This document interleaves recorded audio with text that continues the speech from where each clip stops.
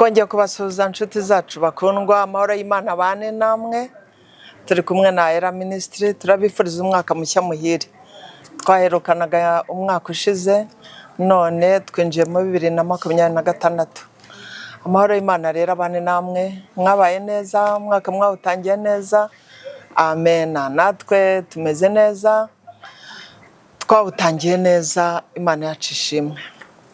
Rero tugarutse n'umuryango w'ivugabutumwa rihembura imitima, twongeye kuza kugira ngo tuganire ku ijambo ry'Imana n'ubundi rihembura umutima. Dutangirane 2026 duhembutse imitima. Tukaba rero twabararikiye umutumirwa wacu, ni umugabo, reka mubabwire, arakoze nawe yivugiye. Karibu mwene data. Imana ishimwe cyane abakurikirana kuri Era Ministries. Anya mwese ndabasuhuje mu izina rya Yesu, umwaka mushya muhire. Hanyuma amazina yanjye nitwa Revera Pasteur Kamanzi. Turashima Imana, ndishimiye ku butumire mwampaye hano muri Era Ministries. Yego, Revera Pasteur Kamanzi na Kristo se. Ni Revera Pasteur Kamanzi Pascal. Pascal. Yitwa Pascal. Yego. Pascal rero turabakiriye kuri Era Ministries. Amena. Akaba ari umuryango w'ivugabutumwa rihembura imitima. Amena. By'umwihariko rero tukaba twabatumiye kuri uyu mwaka wa 2026 kugira ngo mutubwire icyo Imana yabashyize ku mutima, cyane cyane kijyanye no guhembuka. Yego. Abantu muri no minsi bafite inzara n'inyota, abantu muri no minsi barumye barakakaye, mbese tumeze nka cya gihe, ariko ukabona nubwo bimeze gutyo, aho agacu kari abantu barashaka guhembuka, bari gushaka Imana. Ni iki watuganiriza ku kijyanye no guhembuka, kugira ngo umukristo rwose ahembuke, yumve muri we hari ibintu bibyinagira muri we, nk'aho umugore ugiye kubyara? Bimeze bite? Mwatubwira iki kugira ngo duhembure imitima y'abantu? Imana ibahe umugisha. Koko iki ni igihe abantu bakeneye guhembuka. Abantu koko baguye isari, barasa nk'abanyotewe cyane, ariko nk'uko mubivuze, ndagira ngo tuganire ku iri jambo rifite intego ivuga ngo guhembuka, nk'uko mubivuze, kuko Imana ikeneye guhembura imitima y'abantu muri iyi minsi ndetse n'ibihe byose. Hanyuma ndagira ngo tubaye dusenge, nyuma twinjire muri iri jambo. Yego. Mwami Yesu, ndagushimiye, ndaguhimbaje, ugira neza. Waraturinze umwaka ushize 2025, none twinjiye 2026, uhabwe icyubahiro. Amen. Hano kuri Era Ministries wowe warabarinze kandi wakoze mu n'ibitangaza, uhabwe icyubahiro. Iri jambo guhembuka rero rirakenewe kugira ngo rije gufasha abantu batandukanye muri rusange, ibyiciro byose. Hanyuma ganira natwe, vugana natwe, umwuka tuyobore kukuri mu izina rya Yesu. Amen. Amen. Karibu Revera Pascal, muduhe ijambo rihembura imitima kugira ngo abantu nabo bahembuke uyu mwaka 2026. Imana iduhane umugisha. Imana itugirire neza. Hanyuma reka dusome ibyakozwe n'intumwa ibice 3, umurongo wa 19 niho turaza kwifashisha kumva icyo Imana ibwira imitima n'abagiye kudukurikira bose bari hirya no hino ku isi. Dusome ibyakozwe n'intumwa ibice 3, umurongo wa 19. Avuze ngo nuko mwihane muhindukire, ibyaha byanyu bihanagurwe, ngo iminsi yo guhemburwa ibone ukwiza ituruka ku Mwami Imana. Amen. Amen. Iri jambo rero ni Petero warivuze, intumwa imwe muri 12 za Yesu. Tubisomye hano mu byakozwe n'intumwa, kuko iki gitabo cyanditswe na Luka. Luka yanditse ibitabo 2, icyo cya Luka n'iki cy'ibyakozwe n'intumwa. Hanyuma ageze ku irembo ryitwa ryiza, Petero ari kumwe na Yohana basanze ikirema cyicaye ku irembo ry'urusengero.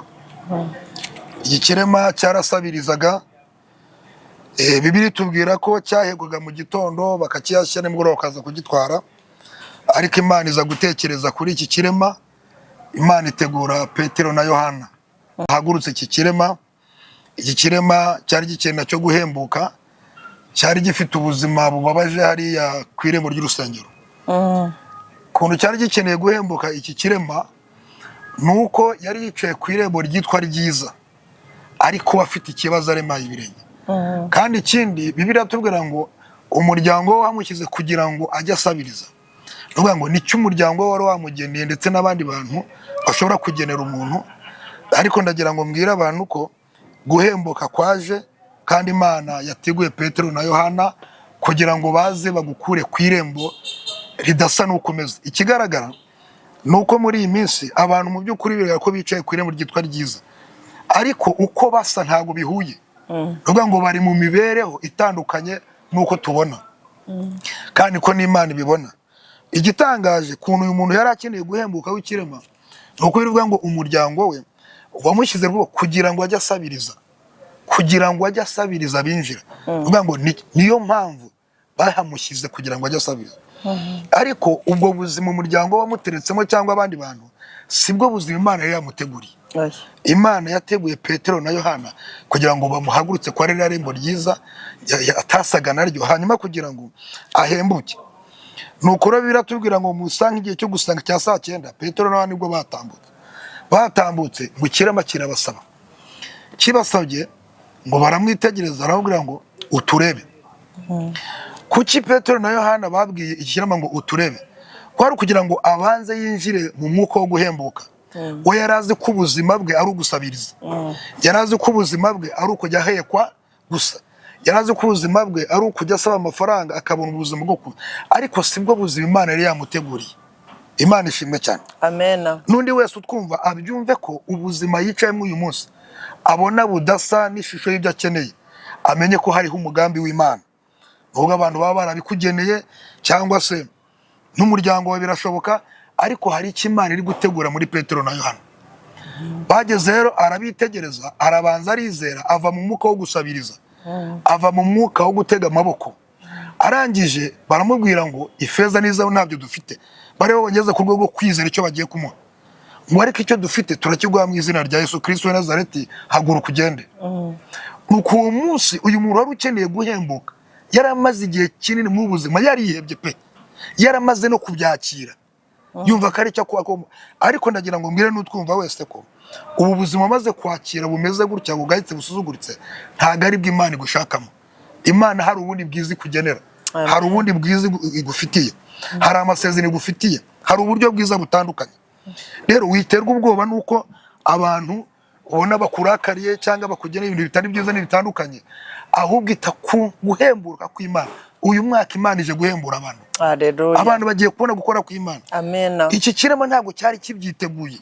Imana igiye gutumbuza abantu ibintu bikomeye kugira ngo bahembuke, bave mu buzima busandaraye, ubuzima bunyanyagiye, maze Imana ibatoragure, bahagarare mu murongo Imana ibagenewe guhembuka. Bibiliya iratubwira ngo Petero ngo amuha ikiganza cy'iburyo, ngo habaye ibintu bitatu. Ngo arabadandanduka, arahagarara, aragenda. Kubadandanduka bivuga ngo ni cyagiye imitsi y'umuntu ibidashoboye kurambuka. Kumuha ikiganza cy'iburyo bivuze ikirero. Petero yari uhamuhuza n'imbaraga z'Imana zimurimo, yarimo amuhuza n'ubuzima akeneye, yarimo amuhuza n'igitangaza, yarimo amuhuza no gukomera kw'Imana yamuteguye, yarimo amuhuza no guhembuka. Arangije rero biravuga ngo ibyo bitatu bibaye ngo arahaguruka aragenda. Imana ishimwe cyane. Rero iyo tugiye guhembuka hari ibintu bitatu biba. Icyambere abo kubadandanuka, kuva mu buzima bwari bwarakugoye, bwaragufunze, budashobora kurambuka, budashobora kugenda, ubuzima bukakaye bugoye, nicyo cyambere kiba. Biravuze ngo arabadandanduka. Kabiri ngo arahagarara. Imana igiye guhembura umuntu habaho guhagarara. Amen. Kuko abantu benshi basanga bagaze ko badahagaze mu buryo bw'umwuka ndetse no mu buryo bw'umubiri, kuko iby'umwuka bihinguka inyuma. Hanyuma arangije ko guhagarara gusobanura iki mu buryo bwacu? Ni igihe Imana igira ngo uyu mwaka abantu bahagarare beme uko bari barazanzaye, icyo kugira ngo bahagarare noneho Imana yerekane icyo yabavuzeho, Imana yerekane n'umugambi mwiza ifite ku bantu kuko bamaze guhagarara. Imana ishimwe cyane. Amen. Rero muri uyu mwaka no guhembuka harimo guhagarara. Gatatu ngo aragenda. aragenda. Imana ishimwe cyane. Amen. Rero iyo umuntu wese amaze guhembuka atangira urugendo kugenda kwinjira mu byiza, kwinjira mu migisha, kwinjira mu bihe byawe, kwinjira mu rukundo, kwinjira mu mbabazi, kwinjira mu munezero. Ibyo ni byo bintu bitatu biba. Imana ishimwe cyane. Rero nagira ngo mbwire n'abatwumva yuko ibi bintu bitatu bibabayeho, hagiye kuba uko badandaruka no guhagarara no kugenda. Imana ishimwe cyane. Bibiliya tubwiye ngo warangije ngo yinjira nabo mu rusengero. Ngo yinjiye mu rusengero ngo abantu baramumenya ko ari wa wundi wajya gusabiriza. Rero iyo umuntu amaze guhembuka abantu barabimenya. Ngo uyu ni wa muntu wari ufite ibibazo, uyu ni wa muntu wari ugowe, uyu ni wa muntu wamaze guhembuka. Rero harageze ngo abantu bamenye imirimo y'Imana ku buzima bwawe twumva ari wese mu uyu mwaka. Biratubwiye ngo begamira ku ibaraza yitwa ya Salomo. Iyo umuntu amaze guhembuka yinjira mu mateka meza. Ibaraza yitwa ya Salomo ni amateka akomeye, ni amateka yambaye. Rero aho niho umuntu agiye kwegamira uyu mwaka mu mateka ya Salomo. Yari yigeze abigeraho, yari yigeze abibonana mbere, ariko ahuye n'ikiganza cy'Imana cyari kiri muri Petero, arahaguruka abigeraho. Imana ishimwe cyane.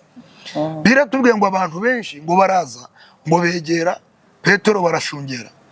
None ngo Petero aterwa amagambo ngo bagaba bene data rero ngo nimuture nk'ariko dukoze ibingiye wa undi Yesu mwishe mukamubamba. Avuga ubuzima guhera kuri sogokuru Aburamu kugeza uyu munsi ngo wa mukuru w'ubugingo mwaramwishe, ngo ariko yarapfuye arazuka turagaho kubihamya. Uwo ni ukoze ibingibi. Imana ishimwe cyane. Haleluya. Arangije rero ngo ya magambo ngo ariruka cumita imitima y'abari bahari, ngo baravuga ngo none se ngo tugire gute? Petero yishurwa n'umwuka w'Imana ko ariko babivuze. 19 no guterura ngo nuko nimwihane muhindukire, ibyaha byanyu bihanagurwe, iminsi yo guhemburwa ibone ukwiza ituruka ku Mwami Imana. Amen. Imana ishimwe cyane. Haleluya. Kuki Petero yavuze ibintu bitatu ngo mwihane muhindukire, ibyaha bihanagurwe, iminsi yo guhemburwa ibone ukwiza. Rero hari ibintu biri bitatu bizitira guhembuka, narongeye kubivugaho. Iyo umuntu atarihana ngo ahindukire ibyaha bihanagurwe, ntabwo iminsi yo guhembuka ibone ukwiza ituruka ku Mwami Imana. Imana ituganze cyane. Nuvuga ngo harimo ngo mwihane. Kwihana ni iki? Kwihana ni urugendo rwo guhinduka, ariko ruzanwa n'umwuka mu muntu imbere kubw'ijambo ry'Imana yumvishe, cyangwa ikindi cyose uvuye kivuye ku Mana, agaterwa n'umuriro w'Imana ndetse havanzemo n'ubwoba kugira ngo hungu udapfa. Amen. Wa muntu agatangira gufata icyemezo ngo ndahungira hehe. Imana ishimwe cyane. Uze ngo mwihane muhindukire. Umwuka w'Imana atangira kumutungira utuke. Guhunga niki? Guhindukira. Tujye kujya guhindukira. No kuvuga ngo nugutandukana n'ahantu wakoreraga ibyaha cyangwa byaberaga. Ngo habaye iki? Uko iyo umuntu yahindukiye ashobora kuba yajyaga mu businzi n'ahandi. Iyo tubonye atari kujyayo ntabwo tumenye icyabaye. Iyo tuba guhindukira bitera mu rujijo. Tujya turibwira ngo ese yabuze amafaranga, yarwaye. Guhindukira bitera urujijo, nitumenya ngo habaye iki. Gatatu, ngo ibyaha bihanagurwa. Ibyaha bihanagurwa ryari? Icyo gihe wa muntu aje kumugaragaho akakira Yesu nk'umwami n'umukiza w'ubugingo bwe, uwo munsi akamuhamya mu bantu, cyagiye tumuhamagaye mu bizera akaza akakira Yesu, ibyaha bye biba bihanagurwa. Imana ishimwe cyane. Amen. Rero iyo ibyaha bye bimaze guhanagurwa nibwo atangira ibihe byo guhembuka. Nanone kugira ngo Imana ihembure umuntu nuko ibigiye kumukoresha, kuko nuvuga ngo impamvu uyu mwaka Imana igiye guhembura abantu nuko kugira ngo ibakoreshe ku bandi. Kuko ntushobora kujya guhembura utarahembuka.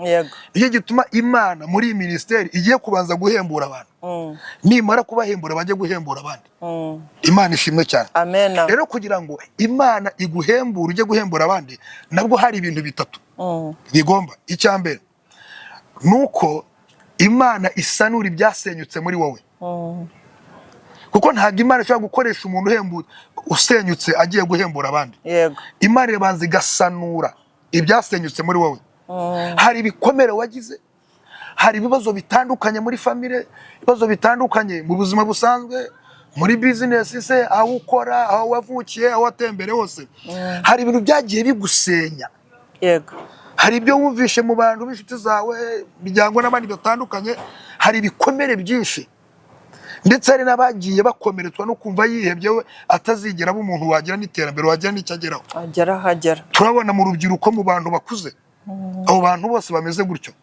Iyo gito abo barasenyutse barasandara baba nk'udupapuro tunyanyagiye bacitse imbaraga. Ariko iki ni cyagero Imana itangira kugira ngo ibanze isanura ibyasenyutse muri bo. Imana ishimwe cyane, babone gusanura abandi, bamenye guhembura abandi. Imana ishimwe n'undi wese utwumva kugira ngo amenye gutanga ibyo ufite. Bavuga ngo rero niyo mpamvu uyu murimo w'ububyutse, kuko mu guhembuka no hazamo ububyutse. Bavuga ngo intambwe ya mbere Imana isanura ibyasenyutse. Yego. Intambwe ya kabiri Imana igiye kuzana ibyari bibuze. Intambwe ya kabiri Imana izana ibyari bibuze muri wa muntu, yamara kubizana kuko hari ibyatumye usenyuka. Iyo protection yarabuze. None ngo Imana izana bya bindi wari ubuze kugira ngo ube wuzuye, noneho ikabyuzuza mu buzima bwawe. Ubwo buzima bw'Imana iza kwinvestisa mu muntu ni ukugira ngo azabashe kuba umutunzi, abashe no gufasha abandi. Haleluya, Imana igumisha cyane. Nuvuga ngo niyo Imana iza kwinvestisa ubwo buzima bwayo mu muntu kugira ngo afashe abandi. Imana ishimwe cyane. Hari n'abantu bazi ko ngo ubuzima bwe ntashobora kuzafasha abandi, ariko uyu ni umuteguro w'Imana abantu bagiye kubibona uyu mwaka. Nuvuga ngo icya gatatu Imana ikora kugira ngo umuntu ahembuke ajye guhembura abandi, nuko Imana ihindura icyerekezo cy'ubuzima. Guhindura icyerekezo cy'ubuzima. Imana ishimwe cyane. Kuko aho bwarebaga siho, bwarebaga mu gahinda, bwarebaga mu kababaro, bwarebaga mu marira, bwarebaga mu bukene, bwarebaga mu bitandukanye byo kwiheba, kwiyanga. Aho niho bwarebaga. Iyo intambwe ya gatatu nuko Imana ihindura icyerekezo cy'ubuzima. Yego. Imana ishimwe cyane. Kuko ntushobora kujya guhindura icyerekezo cy'ubuzima bw'abandi nawe utarahinduka, nawe cyangwa kitarahinduka n'ibishoboka, mu gahinda kiri mu marira. Imana ishimwe cyane. Amina. Haleluya. Niyo mpamvu rero guhembuka ni ijambo riza ku muntu wari wumagaye. Yego. Umuntu wari ubuze ibyiringiro, umuntu wari wuzuye agahinda, wari wuzuye kutaba. Hari n'abantu bazi ngo ntibashobora kubaho. Imana ishimwe cyane. Ariko mu guhembura, uyu muhembura Imana izanye ni ukugira ngo ububyutse buze. Haleluya. Bituma haje mu ijambo kwihana, guhindukira no guhanagurwa ibyaha. Ni ukugira ngo iyo umuntu amaze kuzura guhembuka ibi bitatu, yinjira mu bubyutse, revive mu bubyutse. Imana ishimwe cyane. Amen. Ubu bubyutse rero ni ukuvuga ngo harimo kubyuka. Ni ukuvuga ngo ubu bubyutse tutabwisuka mu, hari ahandi tubona ubu bubyutse impamvu ari ngombwa. Urabona ko abantu bafite inyota muri iyi minsi y'ijambo ry'Imana, bafite ubukene butandukanye mu buzima busanzwe. Kandi iyo abantu bafite inyota mu buryo bw'umwuka no hanze ku mubiri, haba hari ikibazo. Yego. Kuko akuzuye ku mutima agasohoka hanze. Ibi bintu byose rero niyo ntwaro Satani yagiye akoresha akubita abantu, ababwira yuko batazabaho, ababwira ko ubwo buzima bwicara kwiremo ubwo twabivuze aribwo bazahoramo. Ariko hashimwe Yesu watsinze Satani. Amen. Haleluya. Rero Yesu aje kudutsindira. Niyo mpamvu rero uyu munsi mw'icyigisho nifite cyo guhembuka mu buryo bugufi cyane, ni ukugira ngo nibuze tumenyesha abantu ko izi ntambwe eshatu: gusanura ibyasenyutse, kuzana ibyari bibuze, no guhindura icyerekezo cy'ubuzima. Ikindi turibuka muri Ezekiyeli mu bice 37, naho Abisirayeli byababayeho bamugufa yumye. Bice 37 baragenda baratakara mu kwizera, barashira barebye abanyamahanga n'imbaraga bafite, baragenda barakamuka mu kwizera ku buryo mu mwuka Ezekiyeli yabonye Abisirayeli barahindutse amagufa yumye. Imana iramubaza ngo ari mu kibaya cy'amagufa ngo ese urabona ko aba bantu bashobora kongera kubaho? Ezekiyeli ngo Umwami Imana ni wowe ubizi. Haleluya. Amina. Rero kuko Imana yari imaze guhembura Ezekiyeli, yamutumye guhembura Abisirayeli. Iravuga ngo noneho hanura. Imana ishimwe cyane. Amen. Kuko Ezekiyeli yari amaze gufata ubwo, yamaze gufata izo mbaraga, hembura, hanura. Nuko biravuga ngo ahanura uko yategetswe. Imana ishimwe cyane. Amen. Ahanuye uko yategetswe, ngo arahanura, ngo amagufa rero atandukanye n'imitsi, igufa ritangira risanga irindi. Haleluya. Amina. Uwo nawo ni umurimo wo guhembuka, kugira ngo ubuzima butangire bwegerane. Abantu bari baratagaye kujya guhembuka ni ugugumuma. Amen. Ariko umurimo w'Imana ni ugutangira gukusanya izambaraga, igufa risanga irindi, ngo arahanura, imitsi ijyaho arahanura, inyama zijyaho arahanura, umubiri ujyaho. Ariko hasigara ikibazo, cyari vayiva cyo guhembuka sasa. yego bari bamaze guhembuka ariko batarabona ububyutse. Noneho rero nuvuga ngo arangije ngo abona n'imiramo nta kintu cyari kirimo. Nuvuga ngo nanone guhembuka ntibibaho bitajyanye n'ububyutse. Yego. Imana ishimwe cyane. Hanyuma arangije ngo arahanura guhanura ibirere bine imiyaga iwa muri ya mirambo, noneho ngo buri wese arahaguruka ahagarara ku maguru ye. Yego. Ububyutse buraboneka. Imana ishimwe cyane. Biremamo inteko. Babona ububyutse. Nuvuga ngo icyo nicyo Imana igiye gukora. Nkuko izina ryanyu muri iyi ministeri yanyu Yera Ministries. Nuvuga ngo Imana iri kubategura kugira ngo muhabwe imbaraga mwirukankana ububyutse hano muri iki gihugu ndetse no ku isi yose. Kuko abatwumva bari ku mpande zitandukanye. Iyo gituma Imana ihagurutse umuntu ameze nk'aho ari mutoya ariko akazaguka mu izina ryayo. Amen. Imana ibaho umugisha mwinshi. Amen. Haleluya. Amen. Ku bari badukurikiye rero kabari akanya gato ariko keza k'ingenzi. Ni ukuri tubonye ko ntushobora guhagurutsa abandi nawe udahagurutse. Atubwiye yagendaga duha ingero z'ibintu bitatu umuntu agomba gukurikiza, cyane cyane nk'uri kiriya kirema. Ubonye ko byari ibintu bitatu. Icya mbere habayeho kubadanduka, arangije arahagarara, arangije aragenda. Imana tugire neza. Ajya muri misiyo. Natwe muri ino minsi nicyo Imana dushakaho. Haguruka uhagarare, badanduka, nurangiza uhaguruke tugende muri misiyo. Kandi tubonye yuko bari abantu bamaze kubona kiriya kirema nyine. Atubwiye ko byabacumise mu mitima. Petero amaze kubahamiriza, ariko ngo umva ko Petero yarababwiye ngo mwihane, muhindukire, hanyuma ibyaha byanyu bibabarirwe. Natwe rero mu gihe nk'iki ngiki nimureke twihane, duhindukire tuve mu byaha turimo. Ibyaha byacu bimara kubabarirwa, natwe duhaguruke dukore misiyo ya Yesu. Imana duhana umugisha. Amen cyane. Kara kantu ko guhembuka nako karanejeje. Amen. Ngo ntushobora guhembuka, ngo ntiwaba wahembutse, ntiwahembura abandi utabanje kujya gute gusanwa. Yego. Wamara gusanwa, ubwo no kuvuga ukagira ububyutse muri wowe. Warangiza kandi ukagira ibyari byarabuze. Yego. Ntushobora kujya kubwira abantu nawe utifashije. Imana duhana umugisha. Hanyuma warangiza ukagira ute ugahindura icyerekezo. Kugira ngo uhindure icyerekezo cy'abantu uko nawe cyaba cyarahindutse. Kugira ngo uhindure abandi nuko nawe waba warahindutse. Rero Imana tufashe kandi Imana tugire neza mw'iki gihe cya revival.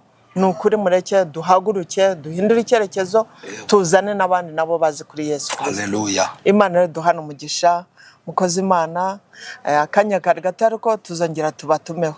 Niki wabwira rero abari badukurikiye kugira ngo dusezere tubabwire ngo bye naho butaha? Icyo nabwira abadukurikiye nuko twakihana, ibyaha byacu bigahanagurwa, iminsi yo guhembura ukazuruka ku Mwami Imana, hanyuma tukagenda guhembura abandi.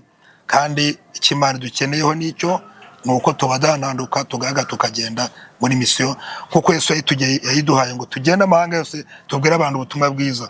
Ariko nuko abanza kudutegura, hanyuma tukajya gutegura abandi. Imana ihabwe icyubahiro. Amen. Murakoze rero, Imana ibahe umugisha naho butaha. Ciao. Amen.